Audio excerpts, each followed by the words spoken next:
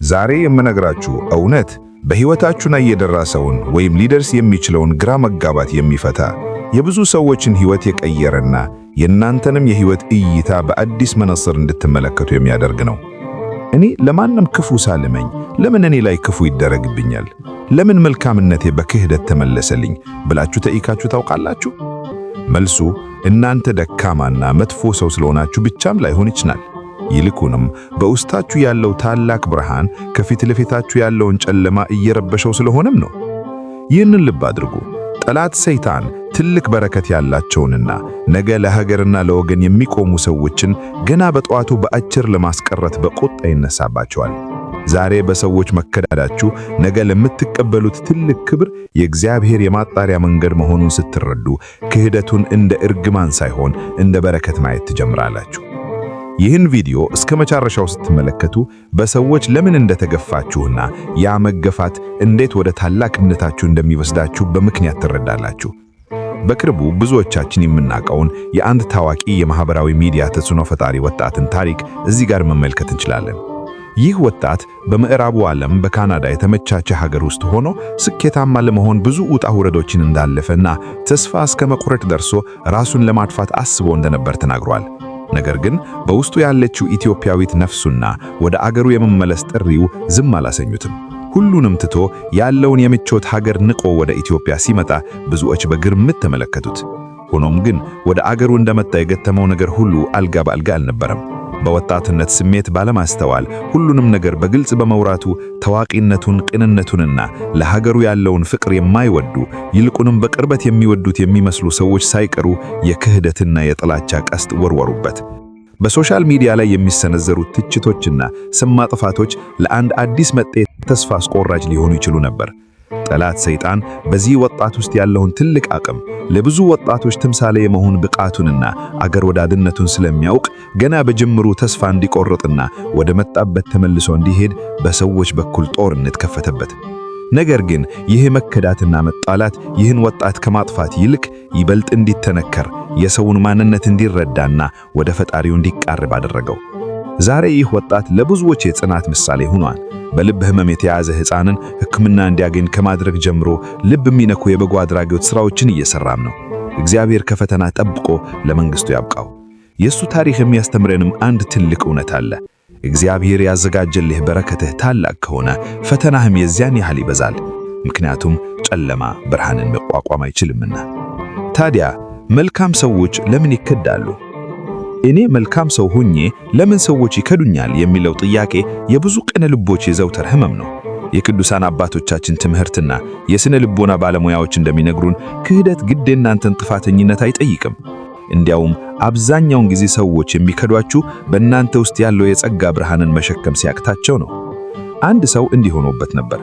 በሥራው እጅግ የታመነ ጓደኞቹን የሚረዳ ለሁሉም መልካም የሚያስብ ሰው ነበር። ነገር ግን በቅርብ የሚያውቁት ሰዎች እሱ በሌለበት ስሙን ያጠፉ ነበር።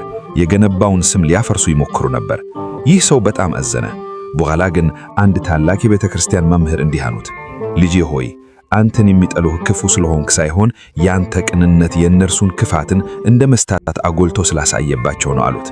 አያችሁ፣ እናንተ ስትጸኑ፣ እናንተ ስትታመኑ ክፉዎች የራሳቸውን ውሸት ማየት ይጀምራሉ። ያ ደግሞ ያስቆጣቸዋል። ክህደት እንደ መንፈሳዊ መቅረጫ። በክርስትና ትምህርታችን እግዚአብሔር የሚወደውን ሰው ይገሰጻል፣ ይከረክማል። ወይን ተክልን የሚገርዘው እንዲደርቅ ሳይሆን ይበልጥ እንዲያፈራ ነው። እናንተም ከሕይወታችሁ ላይ ሰዎች ሲቀንሱ፣ ጓደኞች ሲከዷችሁ ተጎዳሁኝ ብላችሁ አታስቡ። ይልቁንም እግዚአብሔር ለሚቀጥለው ትልቅ ምዕራፍ የማይሆኑትን ሰዎች ከዙሪያችሁ እያጸዳላችሁ መሆኑን ወቁ። የቤተ ክርስቲያን ታላቅ መምህር ቅዱስ ዮሐንስ አፈወርቅ እንዲህ ይላል፣ ስለሚሰድቡህ ስለሚጠሉህ ሰዎች አትዘን፣ ይልቁንም ስለሚወዱህና ስለሚያደንቁህ ሰዎች ተጠንቀቅ። ምክንያቱም ጥላቻ ከአንተ ጋር የሚኖረውን ድካምን በግልጽ ይለይልሃል። በአድመት ግን ማን እውነተኛ እንደሆነ ለመለየት ያስቸግርሃል። አንድ በንግድ ዓለም ውስጥ ያለች ሴት እንዲሆናባት ነበር። በጣም በምታምነው ጓደኛው አማካኝነት ያላትን ንብረት ሁሉ አጣች። ክህደቱ እጅግ ከባድ ነበር። ለወራት በጭንቀትና በልቅሶ አሳለፈች። ነገር ግን በዚያ መከራ ውስጥ ሆና ወደ እግዚአብሔር ተጠጋች፣ ጸሎት ጀመረች። ያ ክህደት ባይደርስባት ኖሮ ፈጣሪውን ፈጽሞ አታውቀውም ነበር። ዛሬ ያቺ ሴት ከቀድሞ በበለጠ ተባርካለች። ከሀብቱ በላይ ግን ውስጣዊ ሰላም አግኝታለች። ያኔ ወዳጄ ባትከደኝ ኖሮ ዛሬ ያለሁበትን ማንነት አላገኘውም ትላለች። ክህደት እንደዚህ ወደ እግዚአብሔር ማምለጫ በር ይሆናል። ተወዳጆች፣ በሰዎች መከዳዳችሁ እናንተ መጥፎ ስለሆናችሁ አይደለም። ይልቁንም አንደኛ የማንነታችሁ መለኪያ ነው። ጠላት ሰይጣን የማይጠቅሙትን ሰዎች አይዋጋም። እናንተን የሚያዋጋው ወደፊት ትልቅ ዓላማ ስላላችሁ ነው። ሁለተኛ ሰውን ሳይሆን ፈጣሪን ማመን እንድትማሩ ነው። በሰው ከመታመን ይልቅ እግዚአብሔርን መታመን ይሻላል የሚለውን የመዝሙረኛው ዳዊትን ቃል በተግባር እንድታዩት ነው። ሶስተኛ ጥንካሬ እንድትለብሱ ነው። ተከዶ የተነሳ ሰው ምንም ሳይገጥመው ከኖረ ሰው በላይ ጠንካራና አስተዋይ ነው። ወድቆ የተነሳ ሰው በሚያዩት ሁሉ ፊት አስፈሪ ነው።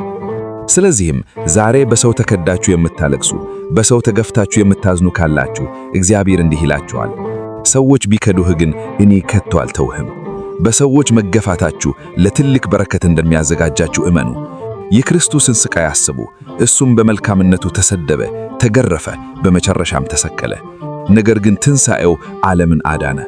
የእናንተም ክህደት መጨረሻው ትንሣኤና ታላቅ ክብር ነው። ክህደት የጉዞአችሁ ማቆሚያ ሳይሆን የጥንካሬያችሁ መጀመሪያ ነው። በሰዎች መጣላታችሁ በሰማይ መወዳዳችሁን ሊያረጋግጥላችሁ ይችላል። መልካምነታችሁን አታቁሙ፣ ቅንነታችሁን አትተው። ሰዎቹ ቢከዱም ዋጋችሁን የሚሰጠው ግን ሰውን የፈጠረ አምላክ ነው።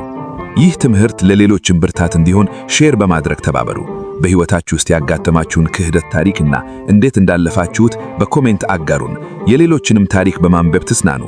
ይህ ቪዲዮ ትልቅ ለውጥ እንዳመጣላችሁ ተስፋ አደርጋለሁ። ተመሳሳይ መንፈሳዊና ስነ ልቦናዊ ጥንካሬ የሚሰጡ ቪዲዮዎችን ለማግኘት ሰብስክራይብ ማድረጋችሁን እንዳትረሱ። ልዑል እግዚአብሔር ሆይ በሰዎች ክህደት ልባቸው የቆሰለ በመገፋት ያዘኑ ልጆችህን ተመልከት። ሰው ቢክድ አንተ ግን ታማኝ አምላክ ነህና በአንተ ላይ ያላቸውን ተስፋ አጽና። የደረሳቸውን መከራና ክህደት ለበጎ ከይረህ እንደ ዮሴፍ ለክብር እንደ ዳዊት ለክብር አብካቸው። የጠላትን ምክር አፍርሰህ የሚጠሏቸውን በይቅርታ የሚያሸንፉበትን ጸጋ አድላቸው። አንተ መጠጊያ፣ አንተ ጋሻ፣ አንተ የልብን ሕመም የምታውቅ ሐኪም ነህና የተሰበረውን ጠግን፣ የራቀውን አቅርብ። የቅዱሳን አባቶቻችን አምላክ የድንግል ማርያምን ልጅ በቸርነትህ ጎብኘን። ምስጋና ይሁን አንድ አምላክ ለሚሆን ለአብ ለወልድ ለመንፈስ ቅዱስ ዛሬም ዘውትርም ለዘላለሙም አሜን።